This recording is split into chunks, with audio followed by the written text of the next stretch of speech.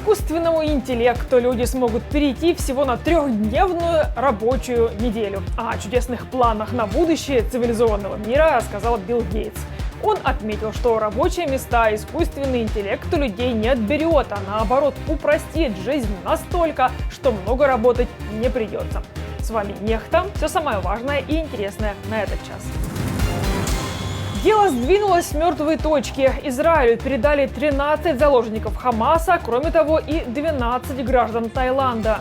Обе стороны конфликта обратились к нам за услугами посредника.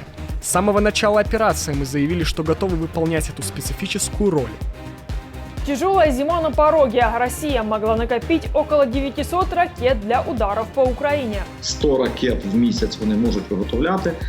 Тому можна зробити якісь певні математичні висновки, так що 870 чи вже може навіть 900, десь приблизно така кількість саме високоточних далекобійних.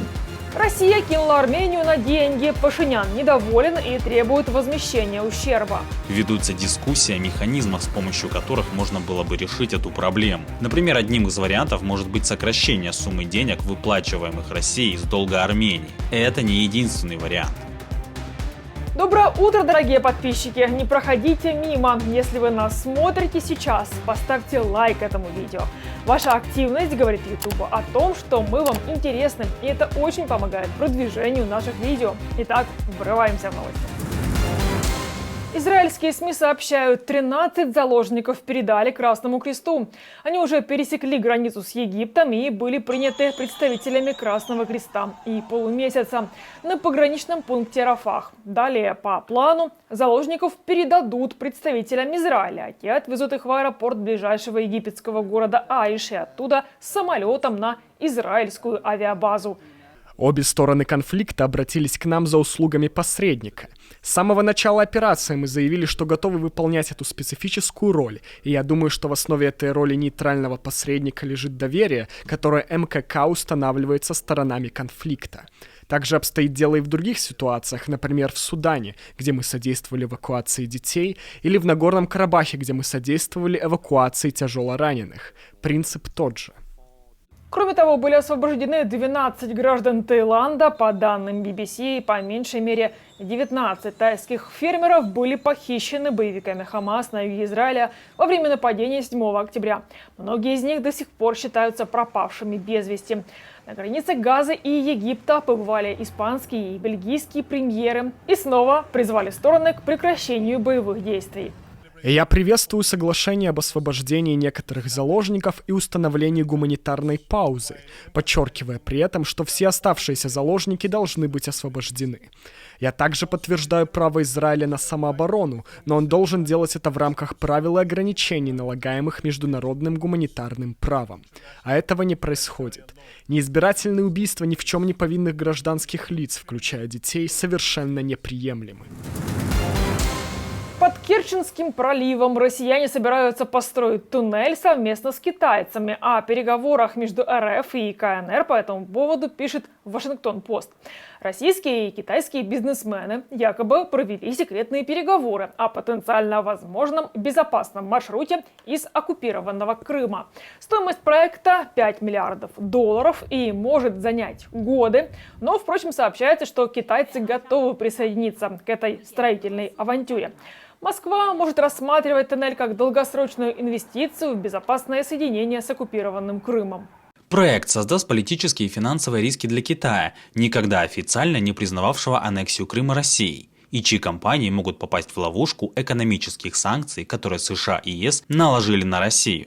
Несмотря на это, перехваченные электронные письма свидетельствуют о том, что одна из крупнейших строительных компаний Китая заявила о готовности принять участие. Россия могла накопить около 900 ракет для будущих ударов по энергетическому сектору Украины. Об этом сообщил спикер воздушных сил ВСУ Юрий Игнат. Однако системы ПВО в Украине гораздо лучше, чем минувшей зимой. А коэффициент перехвата ракет и дронов повысился до около 80%. Так, кілька місяців вже немає таких обстрілів, як це було влітку. Якщо у підсумку рахувати понад 100 ракет кожного літнього місяця, Росія приблизно використовувала, ми там підраховували вже в осінні місяці, ті, що пройшли, Таких інтенсивних обстрілів ракетами немає. Ми бачимо більше Х-59, Х-31. Але є теж Іскандер-М, Іскандер-К. Якщо промоніторити ті дані, що дає Генеральний штаб, що даємо ми, можна подивитися, що кілька десятків за місяць все одно використовується. Потужності Росії ГУР озвучувало, 100 ракет в місяць вони можуть виготовляти. Тому можна зробити якісь певні математичні висновки, так що 870 чи вже може навіть 900, десь приблизно така кількість саме високоточних далекобійних.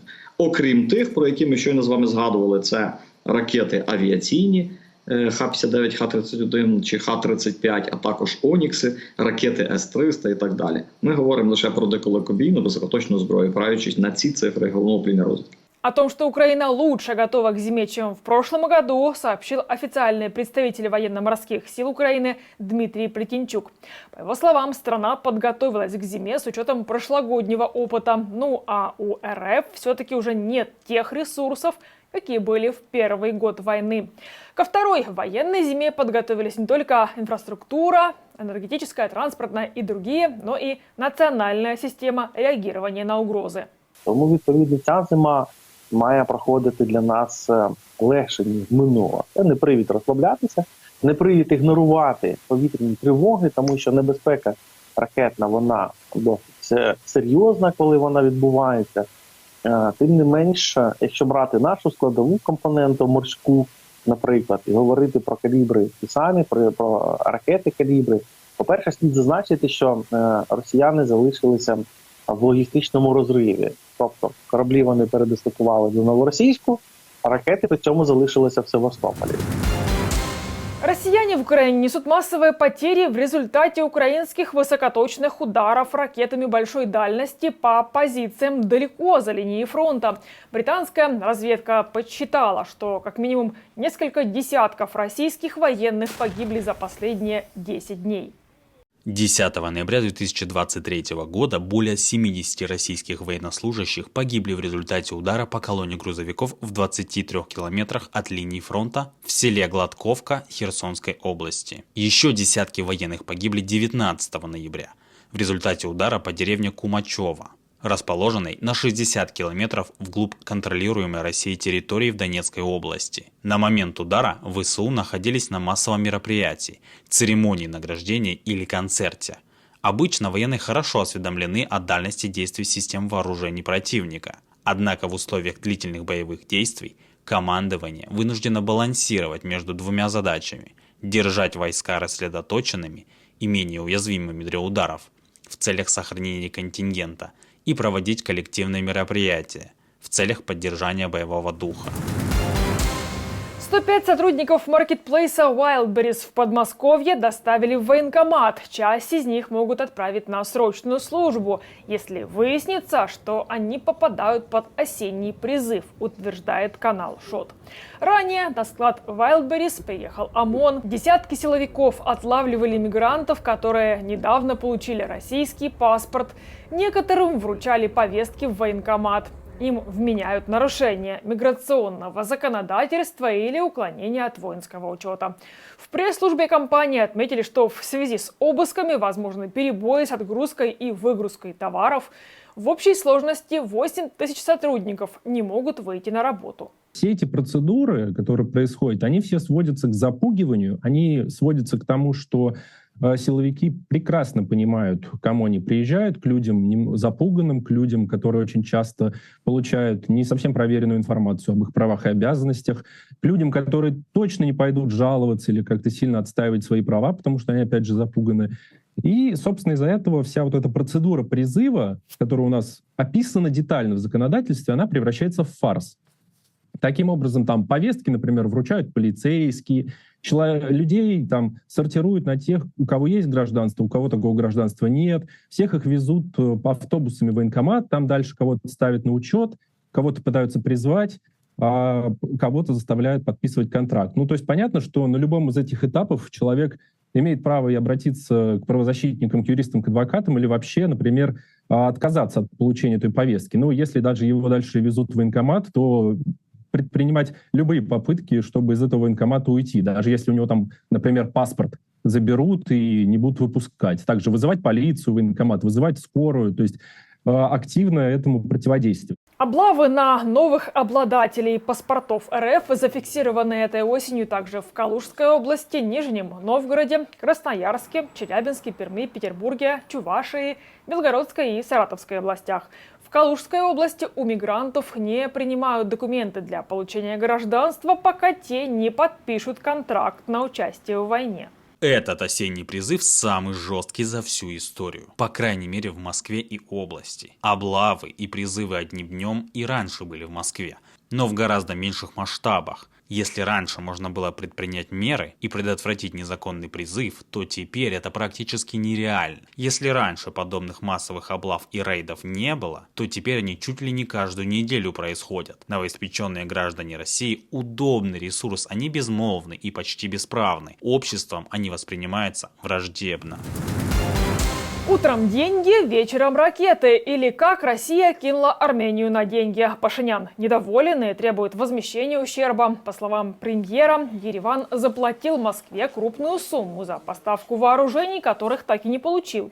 Пашинян обвинил Россию в невыполнении сделки по оружию и предложил взамен списать часть армянского долга. О поставках какого вооружения идет речь, Пашинян не уточнил. Но, впрочем, по данным армянских СМИ, речь идет о контракте на закупку ракет типа «Смерч», которые заключили до начала боевых действий в Украине. Армения заплатила России миллионы долларов за оружие, но не получила его и не получила обратно денег. Ведутся дискуссии о механизмах, с помощью которых можно было бы решить эту проблему. Например, одним из вариантов может быть сокращение суммы денег, выплачиваемых Россией из долга Армении. Это не единственный вариант. Мы понимаем, что самой России нужны вооружения, и мы готовы работать в данном направлении. И я надеюсь, что эти обсуждения принесут конкретные результаты.